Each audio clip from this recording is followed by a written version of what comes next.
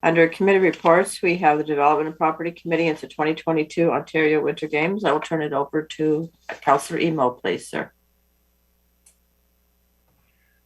Thank you, Warden, and I appreciate County Council and the public taking time today to attend the meeting and hear from our committee as to an update. After a great deal of deliberation and consultation with Minister MacLeod, MPP John Yakubuski, yourself, our staff, Cindy, our staff, and our volunteer committee, we are in the process. We're in the position of recommending to County Council that we petition the province to postpone the games until winter of 2023.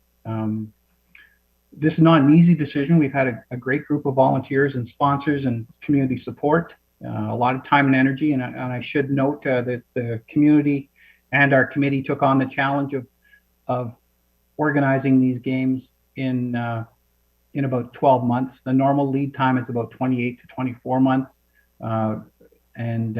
We put together quite an impressive list of venues and activities that would have showcased our community. However, as you're aware, these chambers committed to our community that we would operate a safe games and offer a safe games. And the games were going to be safe for our participants, the athletes, for our volunteers, and for our community.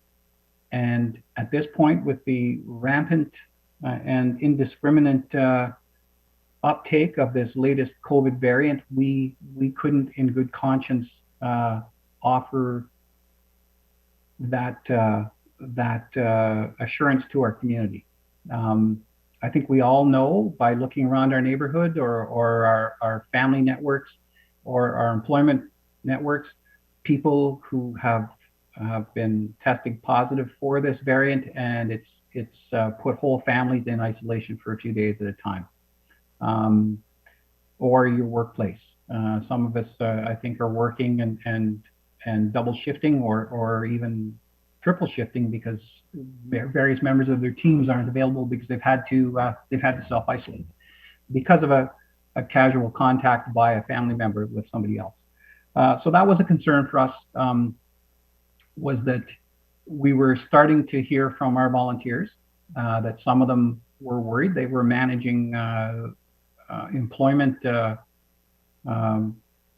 situations where they had asked for time off for the games and they were hearing they might not get it because of the stresses in the workplace. The stresses being that some people were off and some were expecting to be off because of family considerations.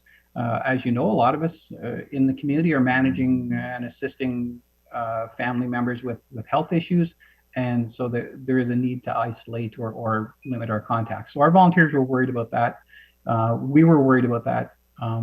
We're also worried that should we go forward with the games, and one volunteer or myself even received word that someone close to me had a positive test. And then I had to isolate, but the previous day I'd spent time with 50 or 60 people going between the venues or interacting, and we'd have to shut down a venue or we'd have to shut down a hotel. Our community is not diverse enough and not compact enough at the same time where we could shut down a venue and move to another venue, or we could shut down a hotel and move to another hotel. One of the factors in the games is that you can only transport people 45 minutes. And there was the ability for us, if something happened in Armpire, one of our hotels, or one of our venues, we could move maybe to Ottawa or to Almont or something like that. But as you moved further up west along the valley, that wasn't going to happen. So we took that into consideration.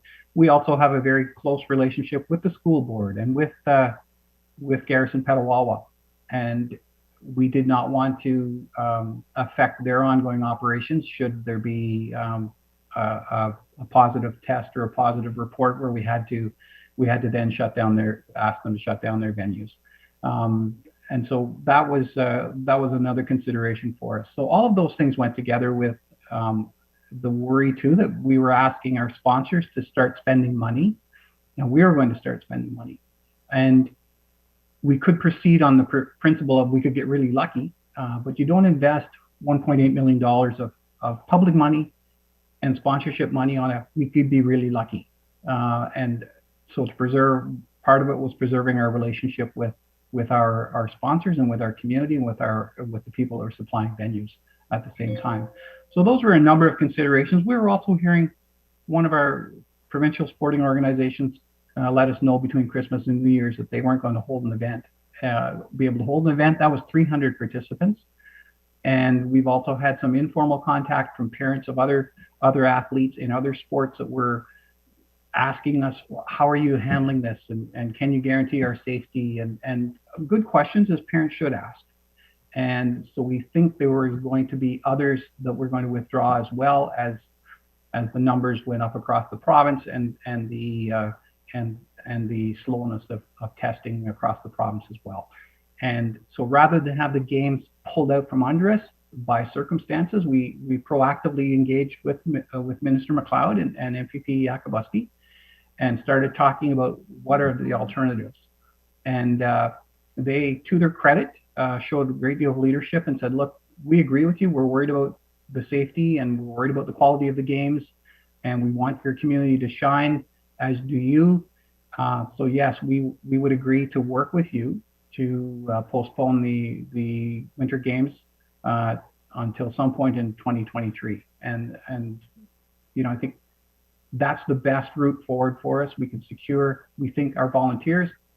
It also puts us more within the traditional timelines of the Games organization, where we have the additional 12 months, which builds us back to the original model they have of 28 to 24 months. So I feel confident that this is the best route forward for us, which would then preserve the opportunity to host the games.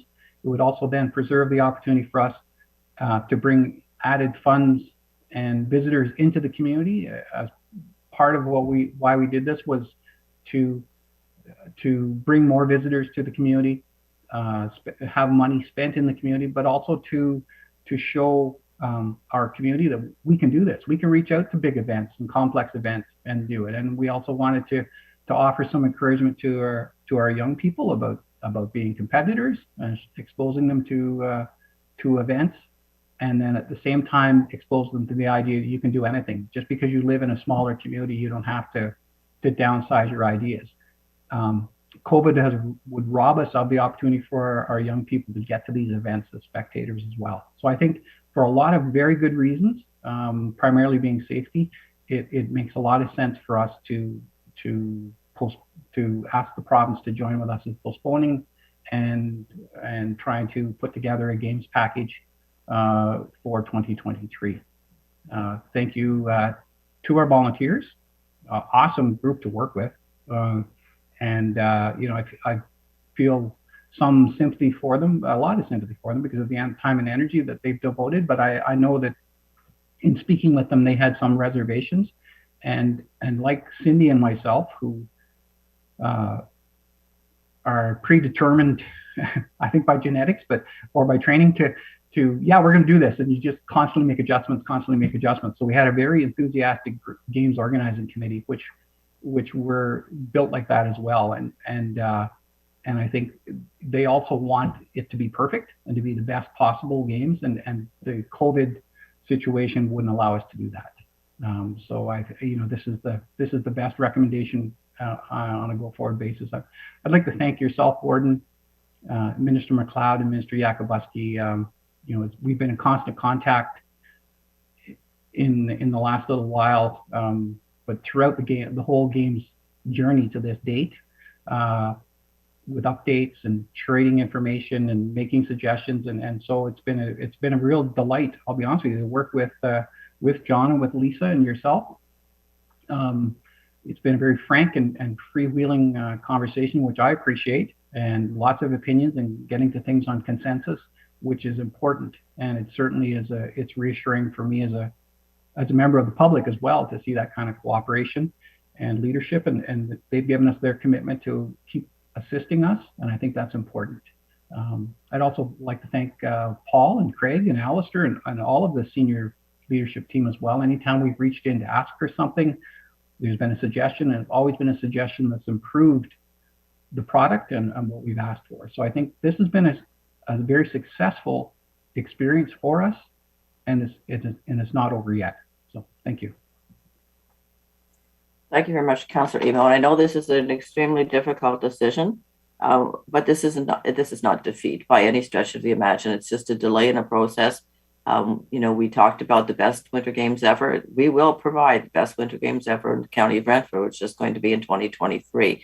Before I open it up to discussion, though, I'm going to get some recommendations here on the floor. So I need a mover and a seconder. The county council moved to suspend or reconsider the resolution adopted on October the 27th, 2021, to proceed with the hosting of the 2022 Ontario Winter Games. Could I have a mover and a seconder, please?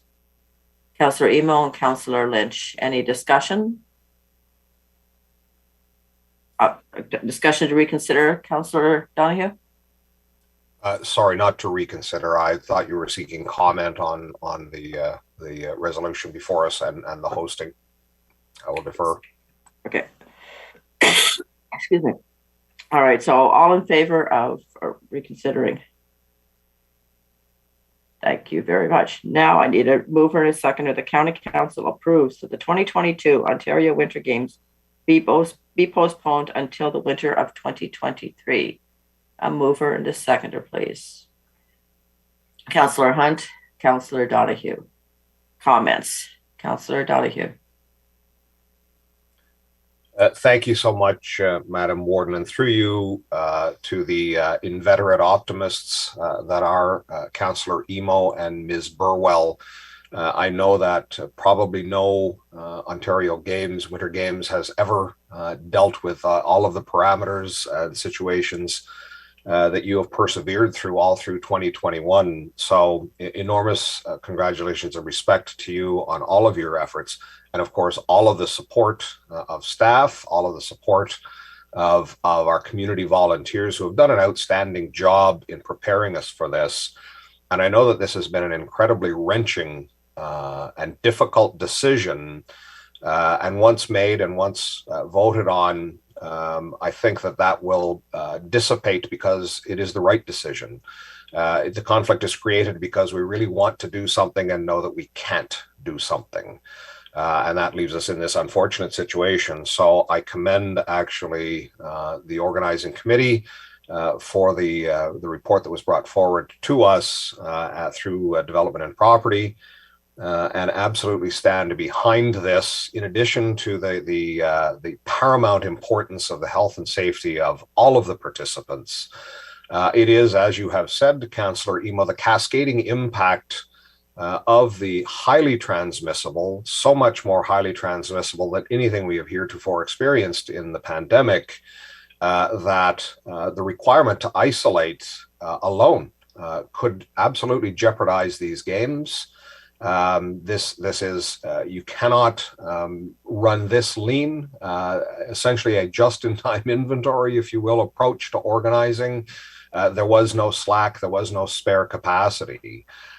So all of those reasons, and I'll restate, of course, the health and safety of all of those participants that were so looking forward to coming, to competing, to performing. Enormous sympathies that we are left, unfortunately, in this situation, but this is absolutely the correct decision, and look forward to suspending and re-energizing for next winter. Thank you very much, Councillor Donahue.